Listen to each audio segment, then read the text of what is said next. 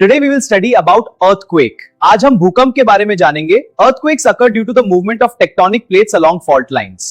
This causes seismic waves to spread from the epicenter. Sudden shaking or vibration in the Earth's crust is called an earthquake. This digital board shows the seismic waves that cause the shaking. These waves radiate from a central point, causing vibrations. This is a brief look at how earthquakes work. पृथ्वी की crust में अचानक हिलने डुलने को भूकंप कहते हैं. ये अचानक हलचल प्लेट्स के टकराने से होती है, जिससे एनर्जी रिलीज होती है. इस एनर्जी से वेव्स निकलती हैं जो धरती हिलाती हैं. ये साइज्मिक वेव्स हैं जो डैमेज का कारण बनती हैं. The theory of plate tectonics explains the structure of Earth's crust. The crust is divided into plates constantly moving over the semi-molten mantle.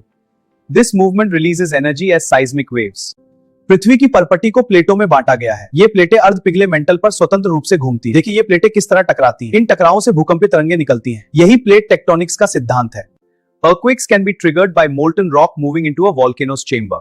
Most earthquakes are very slight, undetectable by humans, but vibrations from major quakes are catastrophically destructive. ज्वालामुखी विस्फोट से पहले पिघली हुई चट्टान के ज्वालामुखी कक्ष में चले जाने से भूकंप आ सकता है. अधिकांश भूकंप बहुत मामूली होते हैं और मनुष्य उनका पता नहीं लगा सकते हैं, लेकिन बड़े भूकंप के कंपन विनाशकारी होते हैं. The origin of an earthquake below the surface called the seismic focus or hypocenter. It can be a few kilometers to hundreds of kilometers deep. The point on the surface directly above is the epicenter. This diagram shows their relationship.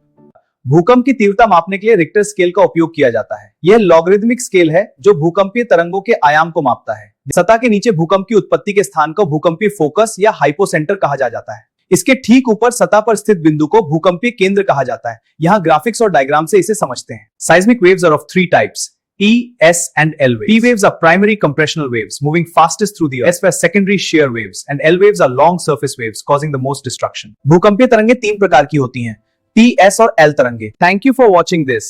We will study about PS and L waves in detail in the next lecture.